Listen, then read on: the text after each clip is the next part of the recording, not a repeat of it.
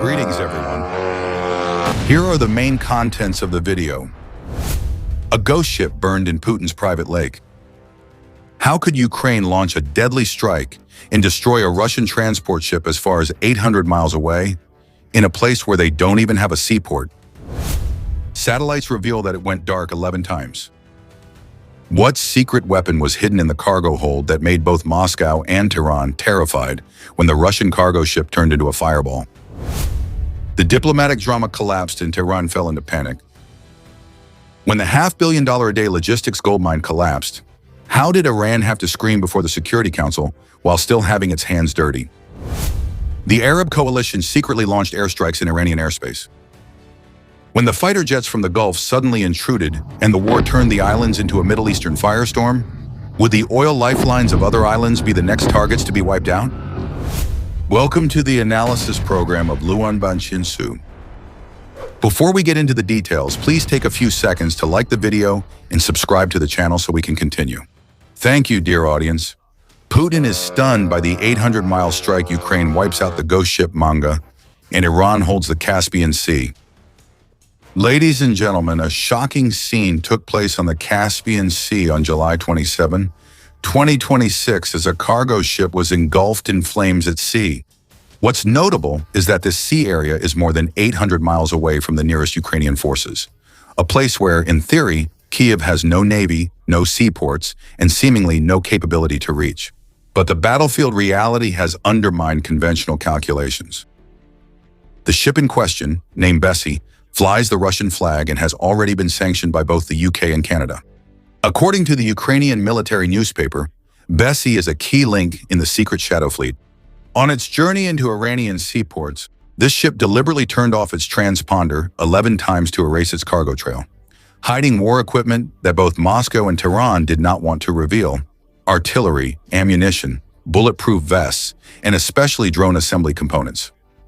What is noteworthy now is that the flow of weapons is not going from Russia to Iran, but in the opposite direction. Iran is no longer a customer, but has become the main weapons supplier supporting Russia's campaign.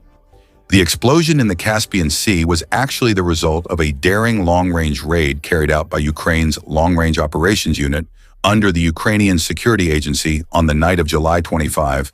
Kiev launched a drone strike that simultaneously hit 4 of Russia's strategic targets. In addition to the dry cargo ship Kobys, this precise strike also disabled the Podolya transport ship and the offshore oil rig at Filanovki operated by the Lukoil Corporation, along with ammonia-class fast-attack missile ship, Project 12.418 of the Russian Navy. President Volodymyr Zelensky later publicly confirmed the operation, stating that this was a legitimate response to Moscow's continuous attacks on southern Ukrainian ports in an attempt to blockade the Black Sea shipping route, aiming to deliver a critical blow to a sea that had long been considered Vladimir Putin's own safe haven. Ukraine has used the long-range AN-196 suicide UAV, a type of weapon developed since October 2022 to counter the Shahed drones, which have an operational range of 1,400 to 2,000 kilometers. Supporting this flight path is an observation satellite equipped with a synthetic aperture radar, orbiting at an altitude of 500 kilometers above the Earth. This satellite was funded by the Ukrainian people themselves, with the fundraising completed in just 3 days, and continuously transmits reconnaissance data through clouds to accurately identify targets on ships.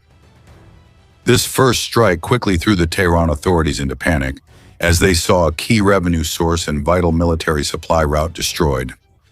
Iranian Foreign Minister Mr. Abbas Araghchi has spoken out condemning this campaign as both an act of aggression and a crime. He declared that the attack on the cargo ship belonging to the Shadow Fleet would not go unanswered. Given the reality of being tightly restricted by maritime blockades, this covert transport is one of the few ways for Tehran to maintain its cash flow and influence.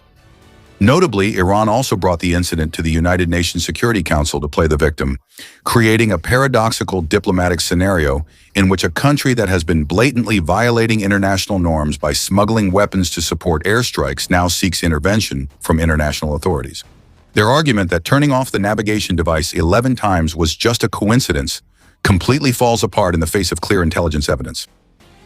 This event marks an important turning point in the art of asymmetric warfare. The case of Ukraine demonstrates its ability to extend its reach all the way to the Caspian Sea Reaching the Caspian not only disrupts weapon supplies headed for Ukrainian cities, but also strongly affects the Middle Eastern landscape. There, two of the region's smallest air forces are preparing to launch large-scale military actions targeting Iran, which promises to continue changing the situation in the near future. The diplomatic reactions after the raid immediately exposed the cracks and shifting alliances in the war. Iran summoned the acting Ukrainian representative to strongly protest, calling this attack an act of aggression and a crime, while confirming that a sailor on the ship had died before bringing the incident to the United Nations Security Council. However, this attempt to play the victim was shattered by a strong statement from Ukrainian Foreign Minister Andriy Sybiha. The head of Kiev's foreign ministry affirmed that threats from Tehran are completely baseless, emphasizing that a government directly supporting Russia's invasion has no right to claim to be a victim. This diplomatic confrontation exposes a bitter reality. While Iran operates a shadow fleet outside the law, at the same time, they seek to hide behind international institutions when their covert plans are uncovered. To strike a ship that constantly disappears in the vast inland sea of the Caspian, Ukrainian military intelligence combined two core elements of modern warfare: reconnaissance technology, space, and the persistent accumulation of data. From the map, Kiev has fully deciphered and published the entire transportation network. Weapons produced by Iran leave Tehran and head north to Amazabad port on the Caspian coast, crossing the water to reach Makhachkala port in the Republic of Dagestan, Russia, before being transported by air and road to two key air bases in the western provinces of Bain and Poimos of Akhtar in the Krasnodar region. These are not ordinary storage warehouses, but strategic launch pads where lines of unmanned aerial vehicles take off to rain bombs down on civilian buildings in Kyiv. The eyes of Kiev, peering through the darkness of the Caspian Sea, are the synthetic aperture radar satellite produced by Finland's ICAE company, now under the direct operation of the Ukrainian Defense Intelligence Agency. The history of owning this satellite is an epic tale of solidarity. In June 2000, the Ukrainian people raised more than $13 million. In just 3 days, they raised enough to buy 3 Bayraktar TB2 drones. When the Turkish manufacturer decided to donate those drones for free, the community fund used all the donated money to purchase this reconnaissance satellite outright.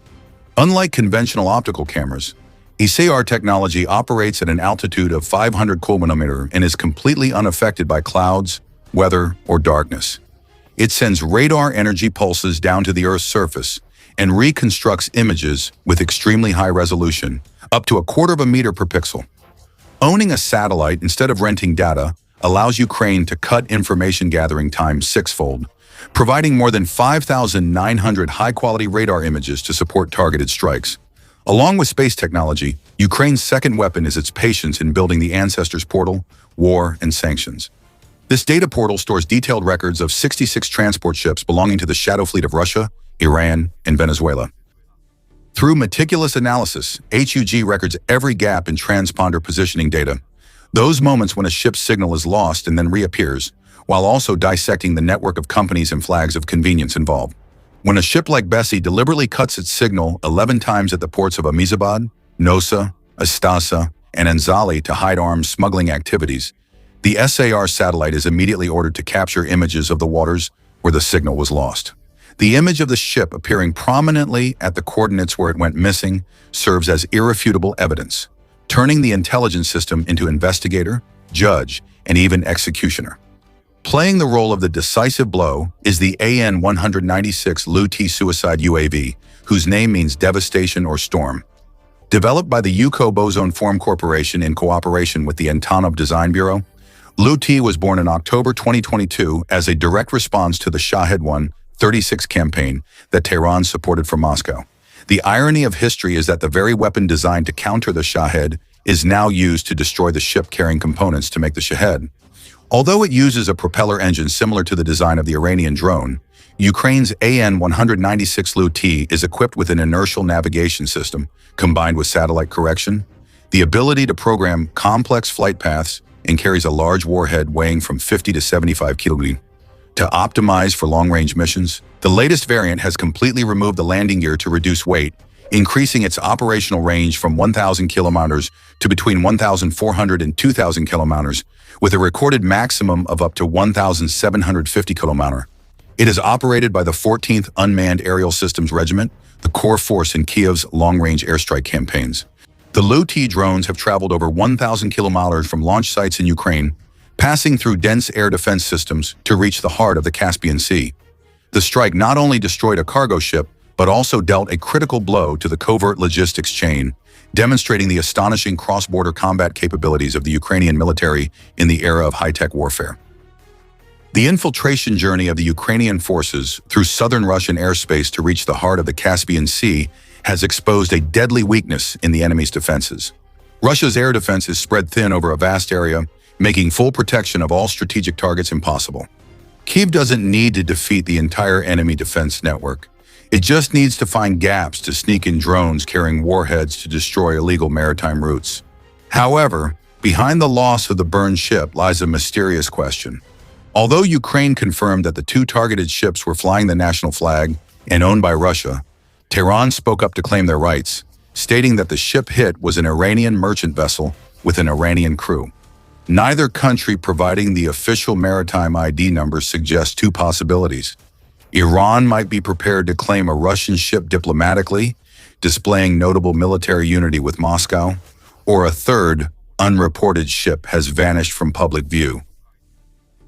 For Iranian authorities, the Caspian Sea shipping route was once a secure logistical goldmine, sustaining funds for the Islamic Revolutionary Guard Corps, proxy groups, and secret ballistic missile and drone stockpiles. In the context of maritime blockades in the south tightening the economy, causing Tehran's generals and leaders to suffer losses of up to $500 million a day, the Northern Sea is truly a vital lifeline. Ukraine's sabotage of this route has directly disrupted their underground financial sources. Ironically, on the international stage, Tehran is playing a diplomatic game by bringing the issue to the United Nations Security Council.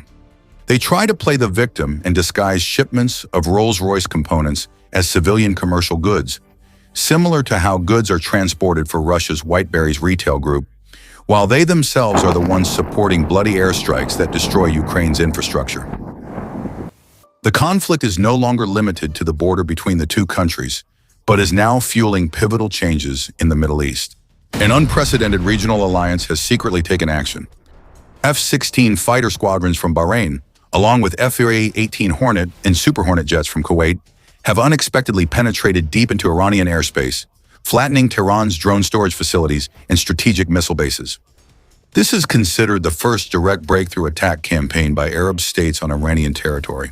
Backing this historic strike are the United Arab Emirates.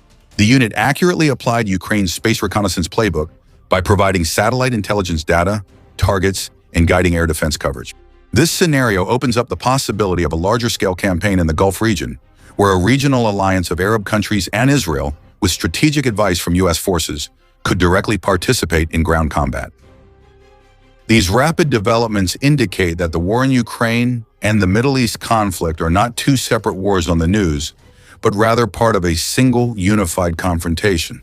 The sinister connection between Moscow and Tehran is clearly demonstrated through their closed exchanges. Drone components manufactured by Iran are transported northward across the Caspian Sea to Russian launch sites.